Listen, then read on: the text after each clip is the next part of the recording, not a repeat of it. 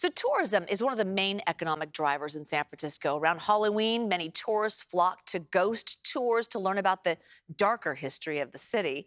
Kevin Coe tagged along on one of the tours led by Bay Area natives with a passion for the paranormal.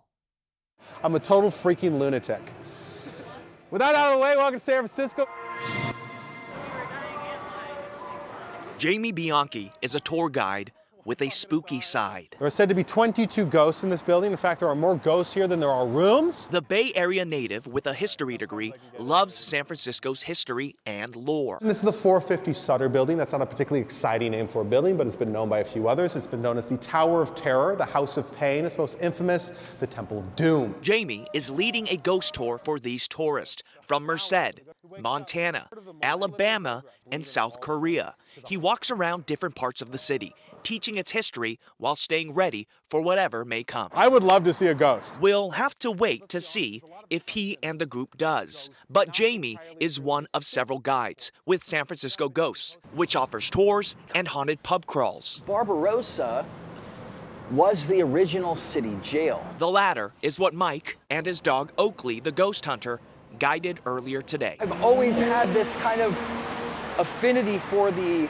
wild and crazy history that San Francisco has. Combining his love for history and the paranormal, Mike tells San Francisco's tales through a spooky lens. He has his electromagnetic field reader just in case, but he's more of a storyteller. And Jack says, "This manuscript has been dictated by the Holy Ghost." At the very least, Mike hopes to teach others about the San Francisco he knows and loves. You're not only going to learn something, but you're going to hear very unique ghost stories that are going to make you think about things in a different way than you believed that you could have or would have prior. Back with Jamie's group at Nob Hill, Jamie is showing the group a building he thought was vacant. Wild. I wonder what they're doing in there. For some reason, the lights are on in one room. That's very weird.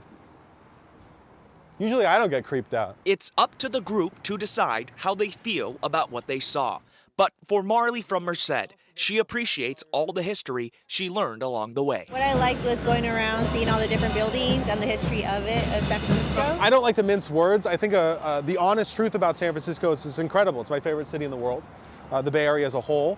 And I think it's worth telling that story without, avoiding the darker side of it. So tours like those in the ghost tour group are essential to the health of the city's economy. And according to the San Francisco Travel Association, tourists spent $8.8 billion last year, generating $610 million in tax revenue.